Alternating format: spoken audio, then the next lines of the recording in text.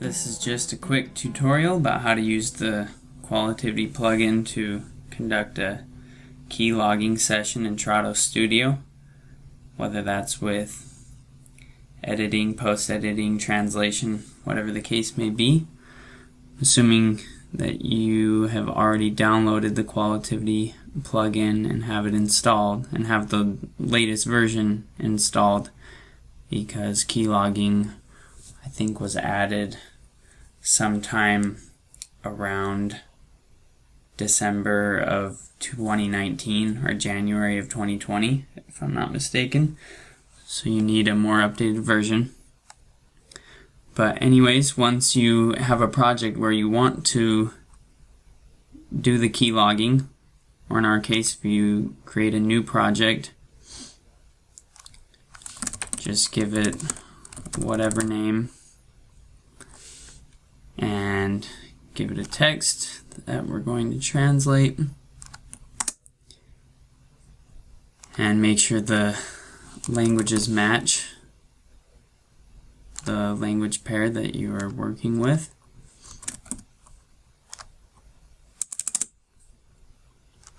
And you can also associate whatever resources you want with the project.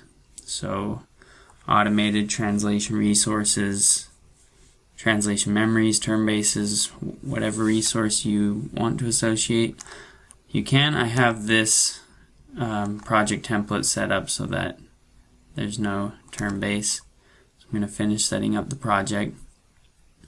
And normally, if this is my first time setting up the project, I would create a project template, because the assumption is that you're doing the same translation or post-editing experiment with multiple participants, and so you want the same project settings used on every single session. And basically each project in Trados will represent a participant and a text combination. So I'm not going to click that in this case, just because it's a test, it's kind of a demo. Now that this is the active project, I can hit New Qualitativity Project, has that name, and that means once I start editing, it will be tracking the edits that I make. As soon as I open up this document in the editor, that's when the timer starts. And so now whatever keystroke I press, it will make a log of it with timestamp. As I type, it'll make a log of any deletions as well. And let's say I just go on translating. And it doesn't matter what the status of the segment is necessarily. It'll log the keystrokes just the same. You don't have to confirm the segment, although Qualitativity does keep track of segment statuses. In the final report that we export, it'll tell you what was in the target text segment before you started editing, and then also before it was confirmed, and after it was confirmed, it'll keep track of the statuses of the segment. And once we're done editing, I hit save. It's not necessary, but I hit it so that the dialog box doesn't pop up when I close out of this document in the editor. And as soon as I close out of the document in the editor, that's when it ends the timer. We've got our start time and our end time right here. We hit OK on this Qualitativity dialog box. And now when we go to the Qualitativity tab, we can see that this most recent project is already pulled up in Qualitativity. And that's when we go to this option here on the toolbar, Export Activities, and we give it a name and a place to save it to export it to. I'm just going to say test key logging.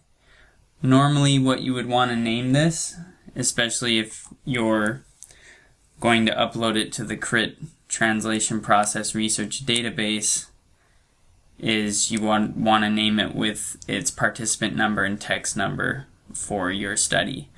So, for example, I do participant number 1 underscore, and if it's translation, I'd put a T. If it's post-editing, I'd put a P. That's the naming convention for CRIT's database. So I'll put translation, and let's say this is text 1 for my study. And when I hit save, it doesn't export it immediately, which is nice because there are these options that you need to select. You need to tell it to include the keystroke data, and we want it in XML format. And it'll pull up the file in an XML enabled browser, whatever the default is, once we export it. And so now we've got our keylog file with all of the keylogs. And the next step is to take this keylog file and export it to a format. To take this keylog file along with all of the other keylog files that you're doing for your experiment, for your study, and upload it to the CRIT Translation Process Research Database. And that's about it.